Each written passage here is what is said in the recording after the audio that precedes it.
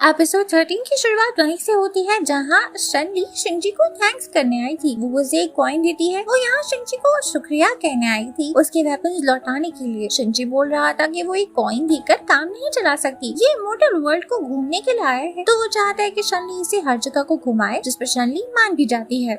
हमें फोरंग को दिखाते हैं जो एक शराब खाने में आया हुआ था। यहाँ की ओनर इस वक्त न्यू वाइन के मटके की ओपनिंग करती है और खुद सबके टेबल पर जा जाकर एक एक वाइन का कप सर्व करती है। फोरंग इस वाइन को रिसीव करता है और टेस्ट करता है, जिसपे उसे वाइन बहुत नॉर्मल सी लगती है, तो वो बोल देता है। ओनर सुनकर कहती है कि उसके यहाँ लोग दूर दूर से आते हैं और यहाँ जैसी वाइन तो किसी को कहीं और मिल ही नहीं सकती। फोरंग इसे कहता है कि वो अपनी बेस्ट वाइन इसे दिखाए, जिस पर ये लड़की यहाँ की बेस्ट वाइन की मटकी लेकर आती है। फोरंग इसे पीना चाहता था, पर ये लड़की बताती है कि इस वाइन की ओपनिंग में अभी 200 साल पड़े हैं। फोरंग उसे बहुत सारा खजाना देता है, जिसके बाद की लड़की उसे वाइन देने के लिए मान जाती है। फोरंग को वाइन बहुत पसंद आती है और वो पूरी पी जाता है। वो सुबह तक पीते रहता है। शराब खत्म हो जाने के बाद वो उस लड़की से और वाइन मांगता है, पर उसका तरीका बड़ा ही अलग था। वो इस लड़की के कपड़े पकड़ के जिद करने लगता है और उसे और वाइन मांगता है। जिस तरह फोरंग बिहेव कर रहा था, ऐसा लग रहा था जैसे वो इसे छेड़ रहा हो। ये बात रोया जब शनली को आकर बताती है, तो शनली फोरंग को लाने निकल जाती है। शिंजी भी उसके साथ जाता है। वहाँ मुफंग भी आ जाता है और फोरंग से इस लड़की का कपड़ा चुरवाता है। इस चक्कर में फोरंग मुफंग से भी टकरा जाता है और मुफंग का एक पेंडेंट फोरंग के हाथ में ही रह जाता है। वहीं शनली उस लड़की से एक लेटर लिखवाती है, जिसमें वो लड़की लिखती है कि कैसे फोरंग उसे परेशान कर रहा था। शनली ये लेटर शिंजी को देती है और उसे रिक्वेस्ट करती है कि वो ये लेटर डिवाइन रेल्म में हेवनली लॉर्ड के पास भिजवा दे। शिंजी उसे बताता है कि वो कुछ भी कर ले, हेवनली लॉर्ड इसकी शादी फोरंग से नहीं तोड़ने वाले। जिस पर शनली कहती है कि वो जानती है कि इसकी शादी कोई नहीं तोड़ सकता, क्योंकि उसे शिंजी ने फिक्स करा है, जिसका कहना सब मानते हैं।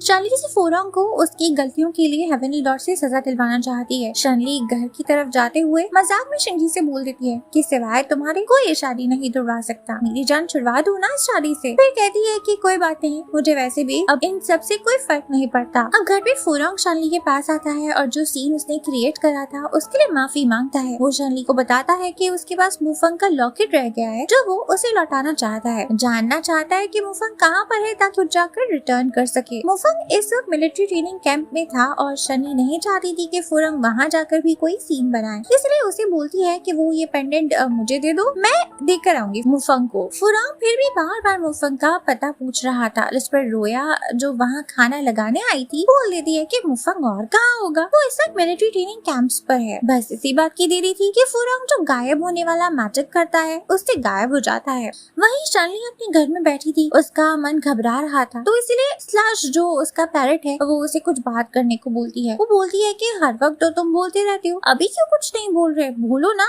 वो रोया को आवाज करके खुद के लिए पानी मंगवाती है, पर रोया पता नहीं क्या आती है, शिंजी उसके लिए पानी ले आता है और अपने हाथों से पिलाता है। जैसे थोड़ी देर शनली भटक जाती है, उसे देखती रह जाती है, लेकिन फिर उसे एहसास होता है कि ये तो शिंजी है, इसमें कोई फीलिंग्स ही नहीं। रात को जब शनली सो रही थी तब उसकी तबीयत अचानक खराब हो जाती है। रोया उसे पानी की पट्टियां लगा कर देती है, पर इससे शनली की तबीयत में कोई सुधार नहीं आता। इसलिए वो रोया अब मदद के लिए फोरंग को बुलाने निकल जाती है और उसके रूम के बाहर दस्तक देती है। वो फोरंग को बुलाने इसीलिए गई थी क्योंकि फोरंग शनली का मंगेतर है और उसे मदद लेना गलत भी नहीं होगा, लेकिन वो तो रूम में था ही नहीं, इसलिए रोया शिंजी के रूम को खटखटाती है। शिंजी फौरन से जाकर शनली को चेक करता है। रोया रोते हुए शिंजी से बोलने लगती है कि उसने शनली के लिए ऐसा नालायक पति क्यों असाइन करा है, जो जब से यहाँ आया है शनली की रेपुटेशन को खराब करने पे तुला हुआ है। वो आज भी पता नहीं मुफंग को वो लॉकेट देने बहाने से मिलिट्री कैंप चला गया है और जरूर वहाँ कोई ना कोई सीन क्रिएट करेगा। शिंजी ये सब सुन रहा था। वो शनली के बुखार को ठीक कर देता है। शनली होश में नहीं थी, पर वो रोया को ये बोलता है रूम से जाने से पहले कि शनली जल्दी होश में आ जाएगी और इससे कोई काम हो तो शिंजी को कोर्टयार्ड में आकर बता दे। शिंजी के जाने के बाद वो बोलती है कि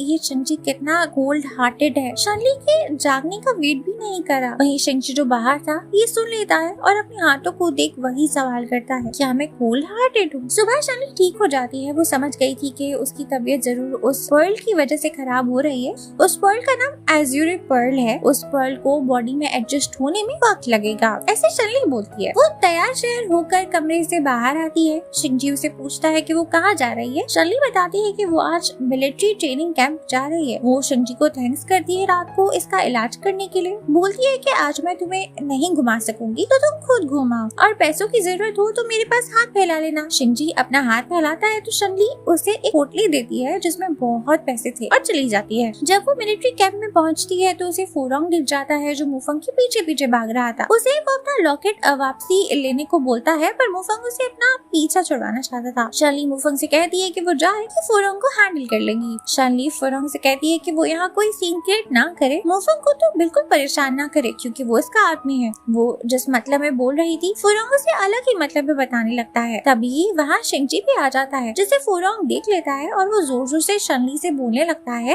कि वाह शनली, तुम्हारी मंगनी मेरे साथ हुई है और तुम्हारा अफेयर मुफंग के साथ चल रहा है। फुरोंग ये बात जानता था कि शनली किस वे में बोल रही है, पर वो जानबूझकर ऐसे गलत मतलब निकाल रहा था शिंजी के सामने ताकि एनी चांस शिंजी ये शादी खत्म करवा दे। लेकिन शिंजी आकर शनली को बताता है कि जब मुफंग ने शनली को प्रपोज करा था तो ये टेंट के बाहर ही खड़ा हुआ था और इसने सब कुछ सुन लिया था कि कैसे शनली ने मुफंग को रिजेक्ट कर दिया था। शनली यहाँ शिंजी की बात का कोई रिएक्ट नहीं करती और फुरोंग को सिर्फ ये बोलकर चली जाती है कि वो सब देख लेगी। कॉम्बैट ग्राउंड पे शनली जाकर खड़ी हो जाती है और सबको इन्विटेशन देती है कि इसे 1-on-1 कॉम्बैट करने के लिए जो भी इंटरेस्टेड हो वो आ जाए। ये वेपन भी यूज नहीं करेगी लेकिन किसी में इतनी हिम्मत थी ही नहीं शनली से मुकाबला करे। फिर भी एक दो लोग अखाड़े में उतर आते हैं। इन्हें शनली आसानी से हरा देती है। अब सब थक चुके थे और कोई शनली से मुकाबला करने नहीं आना चाहता था क्योंकि इतनी बुरी तरह से हारने का शौक किसी को नहीं है। लेकिन यहाँ शिंजी आ जाता है जो बोलता है कि वो डिवाइन रन में बोर होता रहता है। उसने पहली बार ऐसे मुकाबला देखा है और इसलिए वो भी पार्टिसिपेट करना चाहता है। शनली बोलती है कि वो शिंजी को नुकसान नहीं पहुंचाना चाहती, पर शिंजी बोलता है कि शनली डर रही है कि कहीं वो हार ना जाए। शनली अब लड़ाई शुरू कर देती है। शुरू में तो इक्वल मुकाबला था पर फिर शिंजी जीतने लगा था और जैसे ही शनली हारते हुए गिरने लगती थी शिंजी उसे कभी कमर से पकड़ लेता, कभी दीवार से लगाकर खड़ा हो जाता बचाने के लिए। ये सब कुछ बहुत रोमांटिक सा नजर आ रहा था, इसलिए बाकी सब भी सोचने लगते हैं कि शिंजी पता नहीं आखिर क्या करना चाहता है। शनली यहाँ खुद ही हार मान लेती है और जैसा कि वो जीतने वाले को उसकी पसंदीदा चीज दिलवाएगी वो शिंजी से पूछती है कि उसे क्या चाहिए। शिंजी बोलता है कि उसे बस कुछ सवालों के जवाब चाहिए, ज्यादा कुछ नहीं। उसका पहला सवाल ये था कि जनरल शंगबाई शनली के क्या लगते हैं। सब सोचने लगते हैं कि ये कैसा सवाल है, शंगबाई मैरिड आदमी है। शनली जवाब देती है कि शंगबाई उसका कुलीग है। शिंजी अब दूसरा सवाल करता है और पूछता है कि मुफंग शनली के लिए क्या लगता है। शनली सोच में पड़ जाती है। वो मुफंग को कुछ खास तो मानती है पर यहाँ सच बोलना उसे भारी पड़ सकता था, तो वो यहाँ भी यही कहती है कि मुफंग उसका कुलीग है ताकि कोई कंट्रोवर्सी क्रिएट ना हो। फिर शनली इस टॉपिक पे फुल स्टॉप लगाकर सारे सोल्जर्स को शराब के लिए ट्रीट देने लेकर जाती है। यहाँ सिर्फ फुरोंग और शिंजी ही बच जाते हैं। फुरोंग शिंजी से थैंक्स करता है कि उसे इनलाइटन करा उसने। फुरोंग को लग रहा था कि शिंजी जो सवाल शनली से कर रहा था वो फुरोंग को ये प्रूफ करने के लिए कर रहा था कि मुफंग के साथ शनली का कोई अफेयर नहीं है। शिंजी यहाँ फुरोंग को रिप्लाई करता है कि वो बस बोर हो रहा था इसलिए ये सब कर रहा था। वो ये भी बोलता है कि तुम ये जो कुछ दिनों से हरकतें कर रहे हो ना, यहाँ उसके बारे में मैंने सब कुछ लिख कर हेवनली लॉर्ड को भिजवा दिया है। हमें अब हेवनली रन को दिखाते हैं जहाँ ये लेटर उन तक पहुँच चुका था। इसमें फुरोंग के सारे कारनामों के बारे में लिखा था कि कैसे उसने इमोर्टल रन में सबको परेशान कर रखा है। हेवनली लॉर्ड को ये सुन बहुत शर्म आती है कि उनका पोता ये सब कर रहा है। वो कहते हैं कि फुरोंग को जल्द से जल्द यहाँ बुलाओ, उसे सुधारना पड़ेगा। इमोर्टल रन में शनली सब सोल्जर्स के साथ खूब सारा पीने के बाद घर लौटती है जहाँ मुफंग उसे गेट तक ड्रॉप करता है। अंदर शिंजी से कहता है कि यूं रात गए लड़कों के साथ बाहर रहना अच्छा नहीं है, तुम्हारी शादी डिवाइन रन में होने वाली है, ये सब रेपुटेशन के लिए अच्छा नहीं। जिस पर शनली बोलती है कि उसकी इज्जत तो उसके होने वाले हस्बैंड फुरोंग ने पहले ही खराब कर रखी है और जो बची कुची थी वो आज शिंजी के सवालों की वजह से खराब हो गए। उसने आज जो ट्रेनिंग ग्राउंड में किया वो बहुत ही अजीब था। शनली बोलती है कि तुम्हारे ऐसे सवालों से लगता है कि तुम जेलस हो रहे हो। शिंजी बोलता है कि मैं एक एंशिएंट गॉड हूँ, मुझे कोई फीलिंग्स नहीं आती। जिस पर शनली कहती है कि हाँ मैं तो भूल ही गई थी। आखिर में शिंजी से कहती है कि वो इसके मैटर्स में टांग ना अड़ाए, अपने काम से काम रखे। हमें फुरोंग को दिखाते हैं जो मुफंग का पीछा कर रहा था। वो मुफंग के एकदम पीछे जाकर खड़ा हो जाता है। मुफंग वैसे भी शराब के नशे में था। वो फुरोंग को एक किक मारता है और फुरोंग जोर से जमीन पे गिरता है। फुरोंग को लगता है कि वो सीन क्रिएट करेगा पर अब यहाँ उसे मुफंग से डर लगने लगा था। वो सोचता है कि आज इनसे पंगा ना लेना ही बेहतर होगा। फुरोंग डर गया था कि कहीं मुफंग उसे मार ही ना डाले, इसलिए गायब होने वाले स्पेल को यूज करके भाग जाता है। पर मुफंग भी यही सोच रहा था कि उसे यहाँ फुरोंग को नुकसान नहीं पहुँचाना चाहिए वरना इन सब का नाम खराब होगा। अब सुबह हो जाती है। शनली को हरहुलिनेस अपने हॉल में बुलाती है जहाँ मुफंग पहले से मौजूद था। हरहुलिनेस बताती है कि फुरोंग यहाँ से भागकर मोर्टल वर्ल्ड चला गया है। मुफंग इसीलिए खड़ा था क्योंकि ये बात उसने रिपोर्ट की थी। वो ये भी कहता है कि फुरोंग इसी की वजह से भागा है, इसने उसे किक मारी थी। फुरंग यहाँ मेहमान है, उसे मारना क्राइम है, तो कहीं हर होलीनेस मुफंग को सजा ना दे, इसलिए शनली कहती है कि इसमें मुफंग की कोई गलती नहीं है। फुरंग चला गया है तो अच्छा ही है ना। लेकिन यहाँ हर होलीनेस बताती है कि हेवनली लॉर्ड का लेटर रिसीव हुआ है हमें, जो कि फुरंग के लिए था। इसमें लिखा है कि 3 दिन के अंदर अंदर फुरंग उनको डिवाइन रेल्म में चाहिए। शनली समझ जाती है कि ये लेटर जो उसने शिंजी को दिया था वो उसने डिवाइन रेल्म में भिजवा दिया है, और डिवाइन रेल्म में हेवनली लॉर्ड ने जब इस लेटर को पढ़ा होगा तो उन्हें गुस्सा आया होगा और उसके बाद उन्हें फुरंग को वापसी बुला लिया। हर होलीनेस शनली से कहती है कि वो मोर्टल वर्ल्ड जाकर फुरंग को वापसी ले आए। 3 दिन में मोर्टल वर्ल्ड में वैसे भी 3 साल के बराबर होगा, तो शनली को वहाँ काफी अच्छा वक्त मिल जाएगा फुरंग को ढूंढने का। और हर होलीनेस शनली को ये भी सजेस्ट करती है कि वो इसे एक मौके की तरह ले और फुरंग के साथ बॉन्डिंग करे। लेकिन शनली कहती है कि उसे शादी करने से कोई प्रॉब्लम नहीं है, पर कोई बॉन्डिंग नहीं करने वाली। हमें फुरंग को दिखाते हैं वो बेहोश था, पर कुछ छोटे बच्चे उसे पानी पिलाते हैं, जिसके बाद वो होश में आ जाता है। वो उन बच्चों से पूछता है कि ये जगह कौन सी है। बच्चे बताते हैं कि ये जिंशी सिटी है। फुरंग बहुत खुश हो जाता है ये जानकर कि वो फाइनली भागने में कामयाब हो गया है और अब यहाँ मोर्टल वर्ल्ड में उसे कोई नहीं ढूंढ पाएगा। वो इन बच्चों को भी बहुत सारा सोना देता है, लेकिन हम यहाँ कुछ स्ट्रेंज स्पिरिट्स को घूमता देख पाते हैं और इस जगह ज्यादातर लोग बीमार थे। मोर्टल वर्ल्ड में सुबह होती है और अब शनली भी यहाँ लैंड कर चुकी थी, पर वो जिंशी सिटी की जगह उस सिटी में लैंड करती है जहाँ वो पिछली बार घिर गई थी, जहाँ शिंगयुआन रहता था। मोर्टल वर्ल्ड में टाइम आराम से गुजरता है, इसलिए शनली डिसाइड करती है कि पहले वो अपने मजे करेगी, उसके बाद फुरंग को ढूंढ लेगी। यहाँ इंसानी दुनिया में वो खाना खाती है, वाइन पीती है, लोगों को शादी करता देखती है, बुढ़ापे में एक दूसरे का साथ देता देखती है, तो उसे बहुत अच्छा लगता है। जब पिछली बार शनली यहाँ आई थी तब से अब तक यहाँ कई 100 साल गुजर चुके हैं, सेंचुरी से तो ऊपर ही हो चुका है। शनली शिंगयुआन के पुराने घर में भी आती है, जो बस एक खाली घर था। वो उस घर के पास से भी गुजरती है जहाँ गुचंग जिंग रहता था। आपको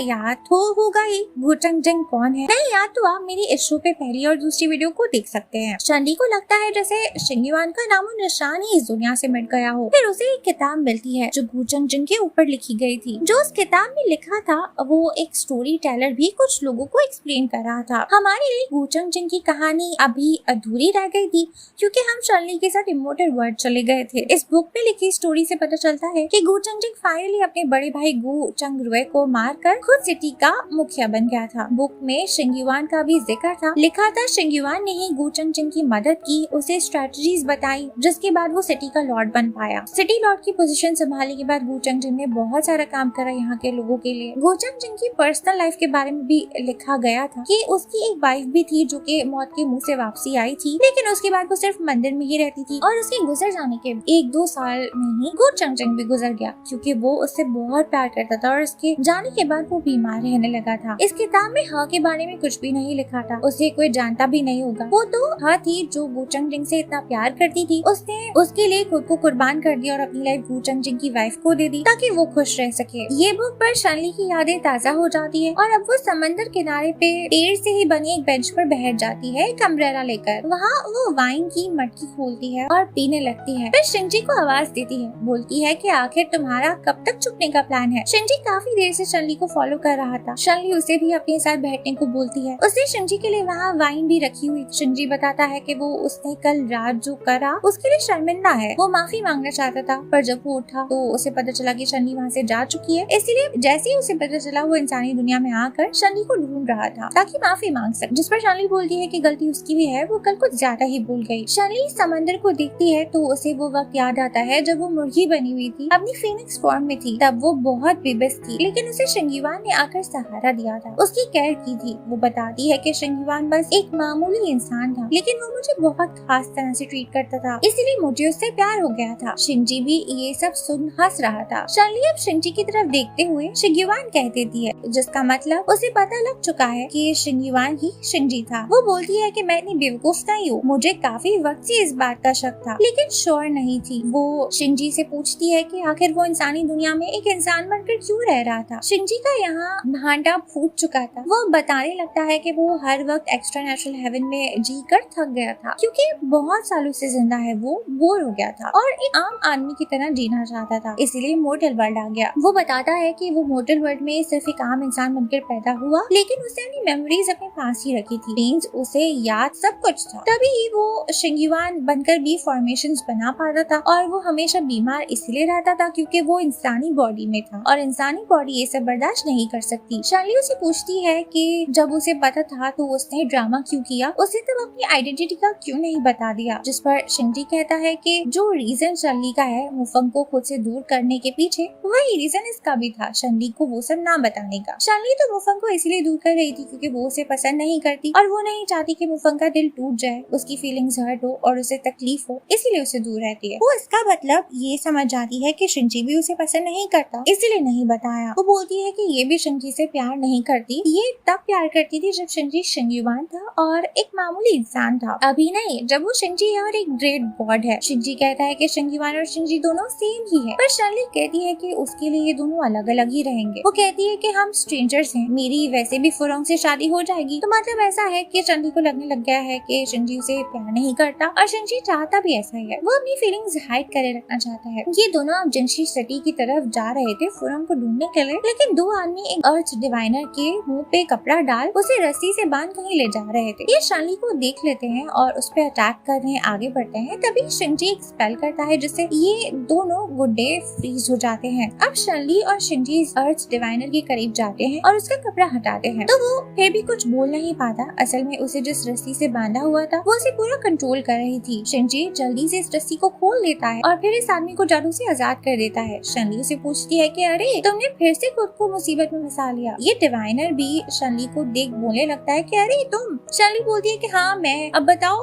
तुम्हें किसने पकड़ा। असल में ये वो अर्थ डिवाइनर है जिसे शार्ली ने पहले शिंजी यानी जब वो शिंगयुआन था तब शार्ली ने इस डिवाइनर को भेजा था उसकी जान बचाने के लिए। ये अर्थ डिवाइनर बताता है कि कुछ वक्त से एक फूशंग नामी के लोग हमारे पीछे पड़े हुए हैं। वो लोग पहले हमारे यहाँ आकर हमें अपने वहाँ ले जाने के लिए इनवाइट करते थे, फिर जो भी लोग वहाँ चले जाते थे वो कभी वापसी नहीं आते थे। हमें लगा जरूर कोई गड़बड़ है, इसीलिए जब वो दोबारा इनवाइट करने आए तो हम में से कोई नहीं गया, तो वो लोग फोर्स करने लगे, यहाँ तक कि किडनैपिंग पे उतर आए। ये डिवाइनर बताता है कि फूशंग क्लैन के लोगों का मैजिक डिवाइन वर्ल्ड जैसा नहीं है बल्कि इमोर्टल वर्ल्ड जैसा है, यानी कोई फायदा उठाकर इमोर्टल रैन का नाम खराब करना चाह रहा है। शिंजी बताता है कि अगर कोई इतने सारे अर्थ डिवाइनर्स को पकड़ रहा है इसका मतलब कि वो एंशिएंट गॉड पावर्स के पीछे है। शार्ली और शिंजी को उन फूशंग क्लैन के लोगों और किडनैप हुए अर्थ डिवाइनर्स की लोकेशन पता नहीं थी, लेकिन ये वाला अर्थ डिवाइनर बताता है कि वो अपने भाइयों को सेंस कर सकता है। कनेक्शन थोड़ा स्लो है लेकिन वो उन्हें ढूंढ ही लेगा। डिसाइड होता है कि जब शार्ली और शिंजी फूशंग के अड्डे पे पहुंच जाएंगे तो सारा मारधर वाला काम शार्ली देख लेगी और फॉर्मेशन और स्पेल्स का काम शिंजी देख लेगा। दैट्स इट गाइस, एपिसोड यहीं पे खत्म हो जाता है। अगर आप नेक्स्ट पार्ट के लिए उतना एक्साइटेड हो और ये वीडियोस पसंद आ रही हैं आपको तो कमेंट्स करके जरूर बताना। चैनल को सब्सक्राइब और वीडियो को लाइक करेंगे तो और भी मोटिवेशन मिल जाएगी। Good bye.